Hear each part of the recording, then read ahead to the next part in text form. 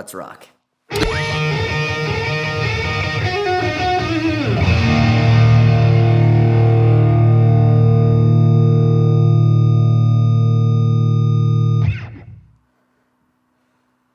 cut. That's the one, folks. That's the one.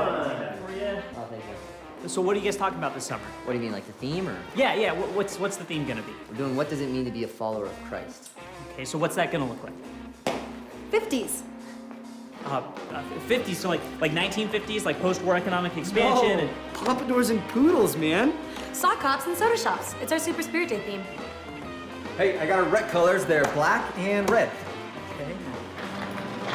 And our theme verse for the summer, Galatians 2:20.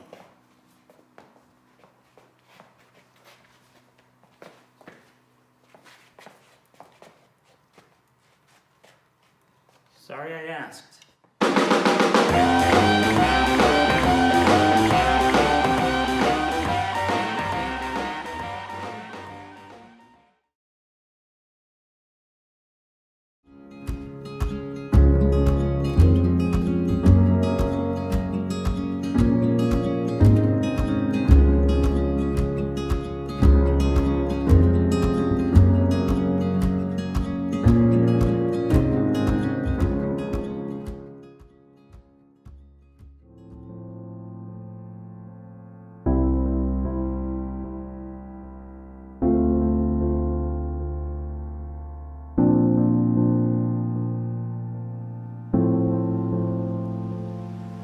One of the first arguments that my wife and I had was about camping. She was going on this camping trip for graduation and talking about what kind of things like to bring and not to bring. And she made this list. And of course, I felt like I know how to make a list. I was an Eagle Scout at 13. Please, if anybody knows how to make a list, it's this guy. And so we argued about the things, well, what should you take? What should you not take when you're going on an adventure, when you're going on a camping trip, when you're going somewhere different? And when you start thinking about that, all of a sudden your priorities start to shift a little bit. You see, when I think about the most important, the most valuable things that I own as a human being, they're things that I absolutely could not take with me on an adventure. I love my bed. It is so fluffy and wonderful, but it's just perfectly firm enough that it doesn't hurt my back, and it's massive, and it could not fit in this backpack with me. I love my TV. I got a big TV on sale, and I can watch Netflix on my surround sound system, and these are probably the most expensive things that I own, and so I can watch these movies, and it looks great, and it sounds great, and there's no way if I were going on an adventure that I would take that and try to fit it in a backpack. In fact, if I'm getting up and I'm going somewhere, some of the things that I held most dear and that I love the most are things that are gonna get left behind. On the other hand, there are certain things that I typically leave behind in my everyday life that I would need to bring with me. I mean, there are things like a compass. I don't know how often I am bringing with me in my everyday life a compass. I don't know how often in my everyday life I actually carry a pocket knife, and maybe you're that guy. You like having your knife with you everywhere, and I realize that I don't typically use it. And so my pocket knife is something that sits in a drawer. I mean, I've got things in here like this has a water purifier in it, and I've got some little pots and pans that are way less fancy than the ones that I have at my house, but they're lightweight and they do the job. And so I realize that when I'm going on an adventure, there's certain things that I'm gonna take with me.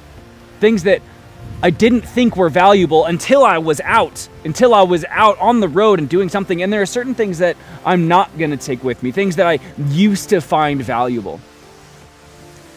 You guys hopefully have memorized a verse that's talking about, man, what things are we loving?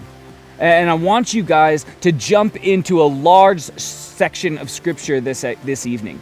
And it's this thing that it goes through, man, the things that we love and the things that we don't love, and people that are trying to hold on to something and end up losing everything. And it's really wrestling with this question of what are the things that are most important with us on this journey. Man, if you're like me, I've got this desire for things. And I'm thinking about things all the time.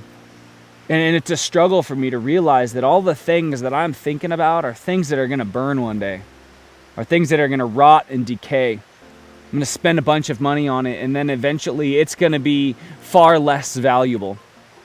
And so it's going to end up in a landfill. And then I'm going to spend more money on the newer, better thing. And I think Scripture's telling us that we've got those priorities wrong. That it's time to value things that are imperishable. Things that won't get destroyed in a landfill. Things that have eternal implications. What are the things that you get to take with you into heaven? What are the things that heaven has that are far better than the things that are here on planet Earth? Man, what are the things that we are spending our time, our effort, and our energy on that are just going to disappear by the time we leave this place? And what things should we focus the most on as we've taken this call to adventure, this call towards something great and risky, where we're risking it all? What are the things that we have to take with us on this journey with Christ? What are the things that Christ is looking at and say, hey, but before you go, you need this. This is what you need on your journey. This is the thing that you're going to need to take into my will for your life on this risk outside of the life that you've currently planned. What are the things that you're going to have to bring with you? And how can we bring the right things? The tools that we're going to need on the trip, the tools that we're going to need to provide the sustenance that we need, we're going to need to defend ourselves, that we're going to need to push forward. These things that are imperishable. And what are the things that although we love them, it's time to leave them behind? Although we've spent so much building and pursuing these things, it's time to leave them behind. And it's time to push forward. Last week we talked about the risk of a call to adventure. And this week we're going to get a little bit more specific. So what are the specific things that you need to start taking with you? And what are the specific things that you're going to need to leave behind? And again, like we do all the time, I encourage you to start thinking about truth, love, and action. Let's be real and honest. Maybe actually make a list of the things that are most important in your life. Maybe make a list of the things that God says are most important in the big picture, in the scheme of things, in heaven and on earth. And truly, compare the lists. Which ones make more sense? About love. Man, how can you look at somebody across the room and go, hey, buddy, I've seen that you're always talking about this. You're always pursuing this. You're trying to find your value in this. You're trying to find your worth and your love in this. And it's time to let that go. And I know it's scary because you're going to have to let go maybe some of your value, some of your worth, but it's time to find your worth in these eternal things instead. I love you enough to know that you are worth more than these things you're putting your hope and your trust in. And action. Maybe it's time to put these tools to use. Tools that are going to help you decide, and where are you going to go? What is this call on your life? What does it look like?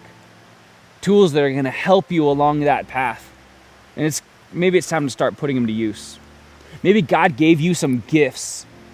Gifts in friendship, gifts in evangelism, gifts in knowledge, gifts, whatever that might be. And maybe it's time to start putting those things to use. And maybe we can start pushing into an adventure that is going to see eternal things come to pass now, instead of temporary things that are just going to fade out. I love you guys. I'll see you next time.